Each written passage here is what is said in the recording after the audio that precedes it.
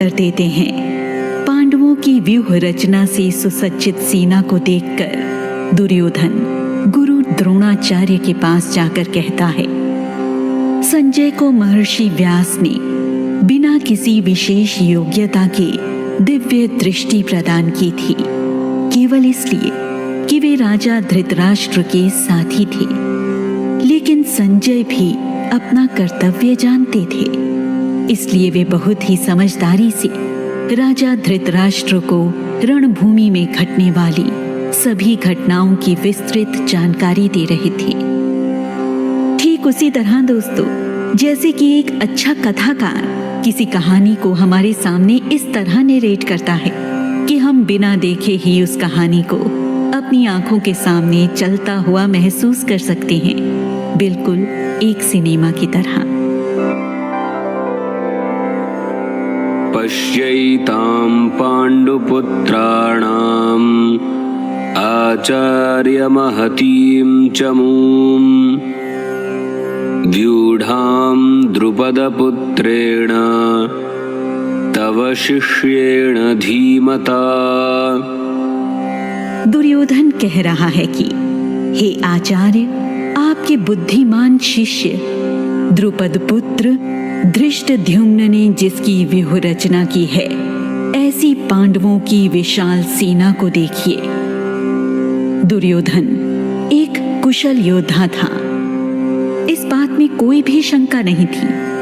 वह युद्ध के सभी दांव पेचों से भली भांति परिचित था, इसलिए वह युद्ध शुरू होने के पहले ही गुरु द्रोणाचार्य का आशीर्वाद लेने उनके पास जाता है और पांडव सेना की कुशल व्यूह रचना की प्रशंसा करता है।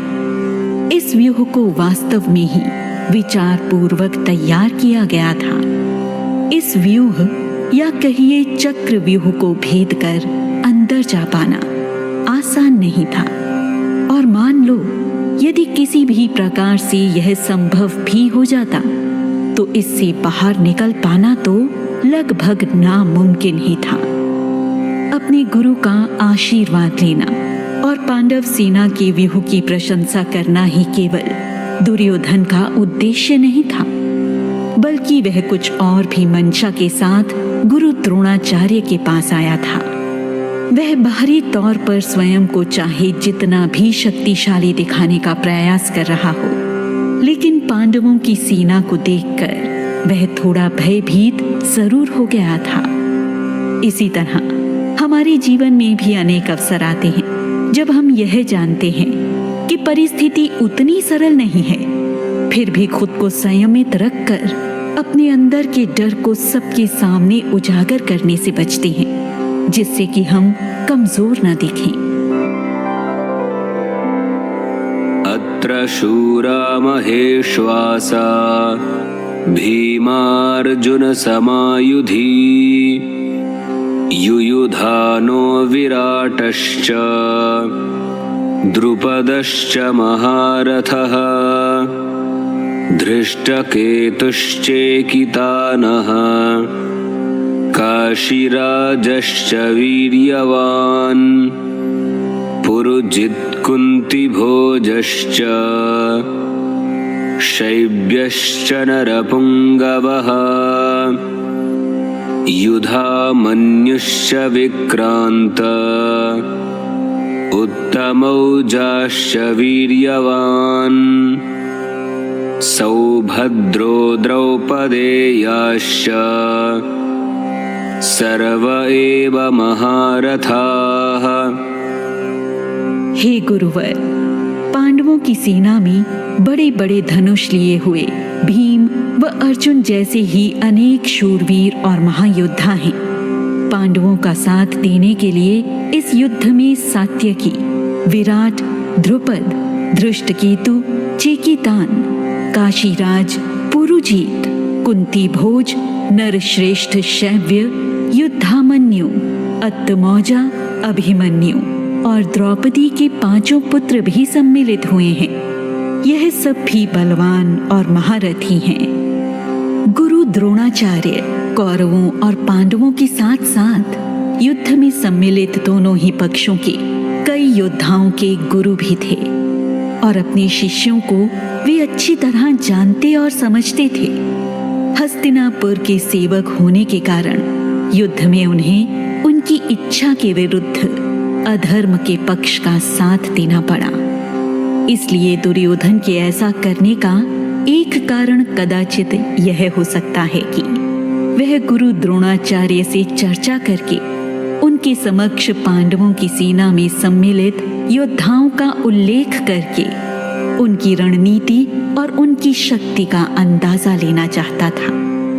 बड़ी ही बुद्धिमानी से रचे गए पांडव सेना के व्यूह के प्रत्येक योद्धा की विचार शैली किस प्रकार की है, गुरु द्रोणाचार्य से वह कदाचित इस बात को समझना चाहता होगा। निश्चित रूप से यह एक विचारशील योद्धा के लक्षण है। अस्माकं तु विशिष्टा ये तान्निबोध द्विजोत्तमा नायका मम सैन्यस्य संज्ञार्थं तान् ब्रवीमि ते। हे ब्राह्मण श्रेष्ठ, अब हमारी सेना में कितने महत्वपूर्ण सेनानी हैं, यह सुनिए। आपकी जानकारी के लिए मैं आपको उनके नामों से अवगत कराता हूँ। पांडव सेना का सामर्थ्य बताने के साथ ही दुर्योधन गुरु द्रोणाचार्य को अपनी सेना का सामर्थ्य भी बताना चाहता था, क्योंकि ऐसा करके वह गुरु द्रोणाचार्य के मन की अस्वस्थता को कम करके उन्हें युद्ध के लिए प्रवृत्त करना चाहता था। दुर्योधन के ऐसा करने का एक अन्य उद्देश्य यह भी था कि वह अपनी सेना के सामर्थ्य की प्रशंसा करके अपनी सेना का मनोबल बढ़ाना चाहता था। हालांकि कौरवों की सेना किसी भी दृष्टि से पांडवों की सेना से कम नहीं थी, लेकिन फिर भी दुर्योधन के मन में कुछ न कुछ डर जरूर था, और इस डर को वह अपने ऊपर हावी नहीं होने देना चाहता था, और ना ही वह अपनी सेना से यह चाहता था। तो दोस्तों, यहाँ हमें दुर्योधन से यह सीखना चाहिए कि जब भी हमारे मन में किसी भी प्रकार का संदेह या डर होता है, तो हमें अपने आप को संयमित रखने के लिए उस बात के नकारात्मक पक्ष को पूरी तरह इग्नोर करके उसके सकारात्मक पहलू पर ही ज्यादा ध्यान देना चाहिए। भवान् भीष्मश्च कर्णश्च कृपश्च समितिञ्जयः अश्वत्थामा विकर्णश्च सौमदत्तिस्तथैव च अन्ये च बहवः शूरा मदर्थे त्यक्तजीविताः नानाशस्त्रप्रहरणाः सर्वे युद्धविशारदाः। हे गुरुवर, हमारी सेना में स्वयं आप और भीष्म पितामह जैसे योद्धा हैं। वहीं कर्ण युद्ध में विजयी होने वाले कृपाचार्य, अश्वत्थामा, विकर्ण और उसी तरह सोमदत्त के पुत्र भूरिश्रवा भी हैं। इसके साथ ही विभिन्न प्रकार के अस्त्र शस्त्र से सुसज्जित और युद्ध कला में पारंगत ऐसे अनेक योद्धा भी हैं जो मेरे लिए अपने प्राणों को भी न्यौछावर कर सकते हैं। ऐसा कहकर दुर्योधन यह दिखाना चाहता था कि यदि पांडव सेना में एक से बढ़कर एक महारथी हैं, तो कौरव सेना में भी जहां एक ओर भीष्म पितामह, गुरु द्रोणाचार्य और कृपाचार्य जैसे अपराजित और अनुभवी योद्धा थे, वहीं दूसरी ओर अश्वत्थामा, कर्ण, भूरिश्रवा और विकर्ण जैसे महायोद्धाओं के साथ साथ अनेक राज्यों के राजा और राजकुमार भी थे, जो विभिन्न प्रकार के शस्त्र अस्त्रों से सुसज्जित थे और दुर्योधन के एक ही संकेत पर अपने प्राण तक न्यौछावर करने के लिए तैयार खड़े थे। यह सब गुरु द्रोणाचार्य को बताकर दुर्योधन यह सिद्ध करना चाहता था कि पांडवों की सेना यदि समर्थ है तो कौरवों की सेना में उससे कई गुना अधिक सामर्थ्य है। और दोस्तों, यहीं पर अपने शत्रु को कम आंक कर दुर्योधन ने सबसे बड़ी भूल की। उसने अपने अहंकार का परिचय दिया था, जिसका परिणाम उसे युद्ध में अनेक अवसरों पर देखने को मिला। लेकिन वह यहाँ गुरु द्रोणाचार्य के साथ साथ स्वयं को भी समझा रहा था कि वह किसी भी दृष्टि से कम नहीं है, बल्कि अधिक ही है। किसी भी विपरीत परिस्थिति में हमें भी यही करना चाहिए, क्योंकि वो कहते हैं ना दोस्तों कि मन के हारे हार है और मन के जीते जीत। यहाँ हमें दुर्योधन से यह भी सीख मिलती है कि किसी भी स्पर्धा से पहले अपने प्रतिद्वंदियों के बारे में पूरी जानकारी जरूर रखनी चाहिए। अपर्याप्तं तदस्माकं बलं भीष्माभिरक्षितं पर्याप्तं त्विदमेतेषां बलं भीमाभिरक्षितम्। गुरुदेव, हमारी सेना जिसके संरक्षक स्वयं भीष्म पितामह हैं, वह अजिंक्य हैं। उनका सैन्य बल भी अमर्यादित है। इसके विपरीत भीम द्वारा संरक्षित पांडवों की सेना को जीतना आसान है, क्योंकि इस सेना का बल मर्यादित है। भीष्म पितामह इस युद्ध में एक ज्येष्ठ और अनुभवी योद्धा थे। उनका कौरवों के पक्ष में होना दुर्योधन के उत्साह को बढ़ा रहा था। भीष्म पितामह के अनुभव और कौशल का इस युद्ध में निश्चित रूप से लाभ होने वाला था, और उनके संरक्षण में कौरव सेना की विजय का उसका स्वप्न पूरा होने की पूरी संभावना उसे दिखाई दे रही थी। दोस्तों, अनुभव और कौशल ऐसे दो शस्त्र हैं जो मनुष्य को उसके जीवन के हर युद्ध को जीतने में सहायता करते हैं। अयनेषु च सर्वेषु यथा भागमवस्थिताः भीष्ममेवाभिरक्षन्तु भवन्तः सर्व एव हि।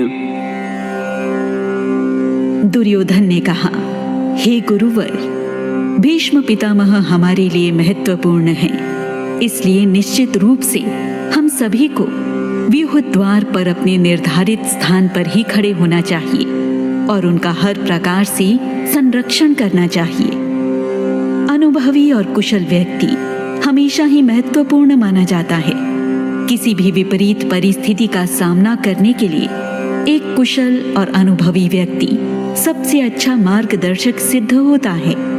इसलिए हमें भी अक्सर यही सलाह दी जाती है कि बुजुर्गों के पास बैठकर कुछ समय जरूर बिताना चाहिए, क्योंकि दोस्तों, उनके पास व्यवहारिक जीवन का वह अनुभव होता है जो किसी भी पुस्तक में नहीं मिलता।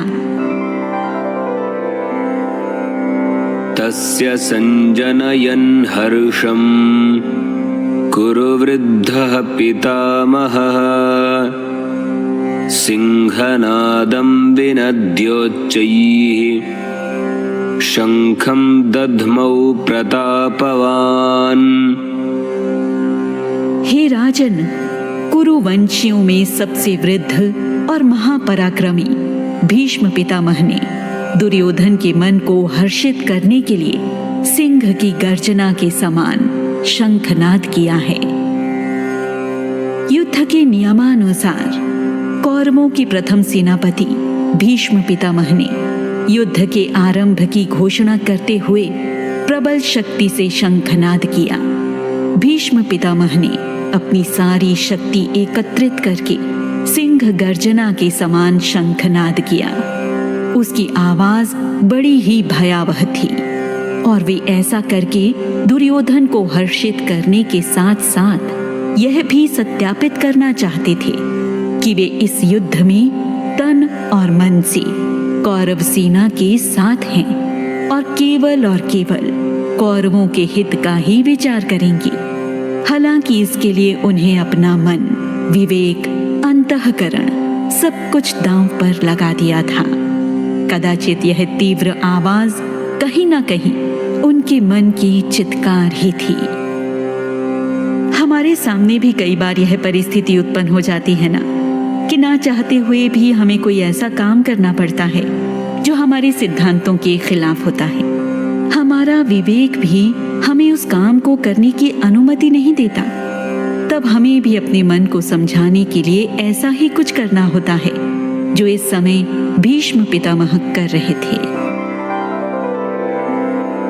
ततः शंखाश्च भैर्यश्च पणवानकगोमुखाः सहसैवाभ्यहन्यन्त सशब्दस्तु मूलोऽभवत्। संजय ने कहा, हे राजन, तो इसके साथ ही कौरवों की सेना में एक साथ अनेक शंख बज उठे। युद्ध भूमि में चारों ओर से शंख, ढोल, नगाड़, गौमुखी, रणसिंह और मृदंगों के साथ अन्य कई रणवाद्यों की भी प्रचंड ध्वनि होने लगी, जिससे पूरा वातावरण तेज ध्वनि से गुंजायमान हो उठा है। युद्ध भूमि में यह जो ध्वनि इस समय हो रही थी, उसे किसी भी दृष्टि से श्रव्य नहीं कहा जा सकता था। यह ऐसी अप्रिय ध्वनियां थी जिन्हें शोर कहा जाना ही अधिक उचित होगा। यह युद्ध घोष एक ऐसी विनाश लीला का आरंभ था जिसमें अपरिमित नरसंहार होने वाला था। सर्वसामान्य मनुष्य कभी भी युद्ध नहीं चाहता है। वह इस बात को अच्छी तरह समझता है कि युद्ध हमेशा अपने पीछे विनाश के ऐसे गहरे निशान छोड़ जाता है जिसकी छाप अनेक वर्षों तक कायम रहती है।